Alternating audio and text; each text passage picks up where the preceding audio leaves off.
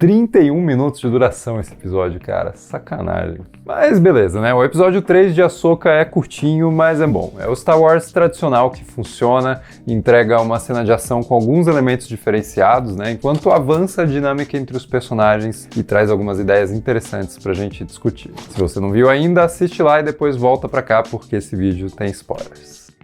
Vamos lá, de cara eu acho que esse episódio consolida uma boa química entre a Sabine e a Ahsoka, né? E foca bastante nessa retomada de treinamento entre elas, com participação, claro, do Huyang, interpretado pelo David Tennant, de Doctor Who, que continua funcionando como um aniquilador de autoestima para Sabine e um alívio cômico para nós. Sei lá, droids sincerões com sotaque britânico sempre funcionam demais para mim. Pausa mais uma vez para falar da trilha sonora, né? O quanto eu tô curtindo ela, com o uso desses tambores japoneses que lembram inclusive a trilha da série Battlestar Galactica, uma das minhas favoritas, né? E que aqui combinam demais com esse treinamento da Sabine e a sua espadinha de madeira, né? Eu não sei o nome dessa arma, mas eu acho muito da hora. Primeiro de tudo, que legal ver a Sabine treinando de verdade, né? Errando, tropeçando, duvidando de si mesma, sei lá, passando pelo processo mesmo, inclusive abordando a questão principal nessa ideia toda de ela ser uma aprendiz da Ahsoka, que é levantar a seguinte pergunta: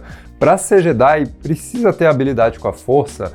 Só os escolhidos, predestinados que podem escolher esse caminho? E essa não é a primeira vez que a gente se pergunta algo do tipo, já que o tão famigerado episódio 8 da nova trilogia ousa sugerir que ser poderoso na força não precisa ser algo hereditário. Não são somente os Skywalkers ou Palpatines que conseguem desenvolver esse tipo de habilidade. E não, eu não acho que o episódio 8 seja a melhor coisa na face da Terra, assim como eu também não acho que é a pior. Altos e baixos, né? Ideias boas e ruins, mas a ideia naquela época de a Rey não ser ninguém era algo refrescante, era algo importante enquanto mensagem e bem interessante. Que foi completamente abandonado no filme seguinte, né? Esse que aí sim é uma das coisas mais desprovidas de alma criativa que já foram projetadas numa tela de cinema. Vamos voltar pra coisa boa, vai. Aqui com a Sabine sendo treinada a princípio sem a força, o Filoni parece voltar com essa ideia anti-meritocracia Jedi e explorar um território novo que faz ainda mais sentido, né? Pensando no passado da Ahsoka, em como ela foi falsamente acusada pela Ordem Jedi num dos melhores episódios de Clone Wars, para daí provar sua inocência e mesmo assim escolher deixar essa ordem por reconhecer suas falhas, né, suas desculpas convenientes. E aqui essa característica justificadamente rebelde da Ahsoka vira o princípio fundamental pelo qual ela quer treinar a Sabine, porque ambas as personagens não se encaixam no que seria o Jedi tradicional e nem precisam. Claro que isso pode mudar, tem aquela ceninha da Sabine tentando mover um copo com a força, né, coisa que todos nós já tentamos alguma vez na vida, e é claro que por enquanto nada acontece, mas a cena termina com aquele humor espirituoso da Sabine que a gente estava acostumado, né, isso é bem legal. Se no futuro ela acabar desenvolvendo poderes da força, daí a gente deixa para discutir se isso é uma boa ideia ou não, porque eu também acho que depende da execução, né? Se a história for legal, se ela for bem contada, daria para trazer isso e manter essa característica não convencional fora do padrão que a Sabine representa. Vou falar rapidinho do que eu continuo achando que não funciona tão bem, né? Que é o jeito como algumas cenas expositivas são filmadas. E a vítima da vez é a cena da Hera conversando com os representantes da Nova República. Tudo bem que é legal ver a Mon Mothma de novo, né? Mas é estranho ver a Mon Mothma liberta daquele contexto multifacetado, cinzento e opressor que foi tão interessante na série do Endor.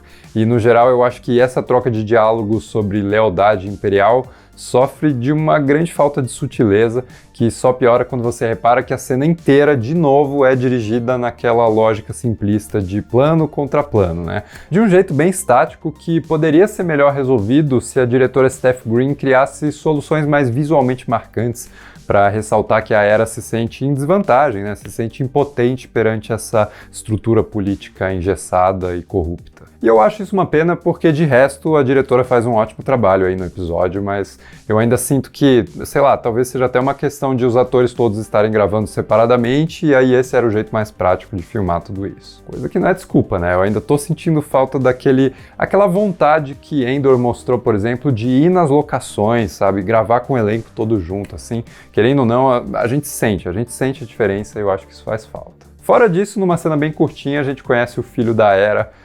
E, cara, crianças em Star Wars me traumatizaram, então É tenso, cara. É só isso que eu vou dizer. Não é só isso que eu vou dizer, não. Mas, de novo, né? É o roteiro, é o diálogo e é a atuação do atorzinho mirim ali, sabe? Mamãe, eu também quero ser um Jedi, assim. Enfim, mas não é novidade na franquia, né? Mas voltando para o que funciona, a gente tem um pequeno combate espacial que traz um elemento que curiosamente não acontece com tanta frequência numa série chamada Guerra nas Estrelas, que é colocar seus personagens em contato direto com o espaço em si, né, vestindo roupinhas de astronauta e tudo mais. Isso é algo que o Genndy Tartakovsky fez num dos seus episódios ali do desenho 2D de Clone Wars, em maior escala, claro, né? Mas aqui é muito legal ver a Ahsoka com seu capacete em formatinho de chifrinhos de Ahsoka lutando no espaço para ganhar tempo para Sabine. Coisa que ela consegue fazer e a cena rende uma boa amostra de como a dinâmica entre elas começa a funcionar melhor.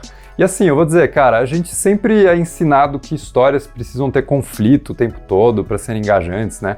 Mas eu tô curtindo que essas duas têm uma relação madura que não precisa passar por aquele clichê de se antagonizar o tempo todo, né? Para daí se resolver no final. É uma boa forma de revigorar a dinâmica já meio cansada de mestre e aprendiz em Star Wars, coisa que a série também aplica, de certa forma, para os vilões. No caso, a Shin em nenhum momento surta e fica toda exaltada, fica brigando com seus companheiros ali, né? Mas executa suas ações com a mesma frieza que a gente viu no seu mestre, o Baylan, nos primeiros episódios. Mas eu gosto da rixa que existe entre a Shin e a Morgan Elsbeth, que ficam nessa de competir, né, pra ver quem acerta a nave da Ahsoka primeiro. Finalmente, um comentário que eu esqueci de fazer no vídeo passado é que eu curto a ideia visual do grande hyperdrive que os vilões estão construindo, já que ele lembra aquele anel de hyperdrive que as naves Jedi se acoplam, por exemplo, a nave do Obi-Wan no episódio 2, mas numa escala absurdamente maior. E essa ideia de uma nave sendo preparada para fazer uma viagem extensa para uma galáxia distante continua evocando ideias muito legais de ficção científica,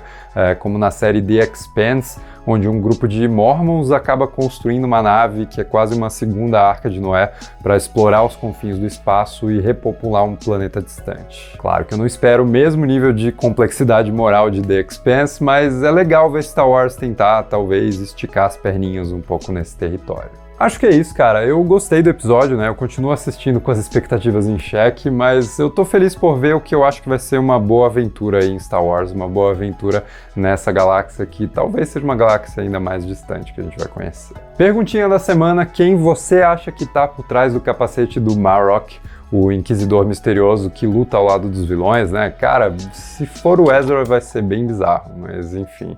Deixa aí nos comentários quem você acha que é, e se gostou do vídeo, não esquece de deixar um like, se inscrever no canal, e a gente se vê no próximo vídeo.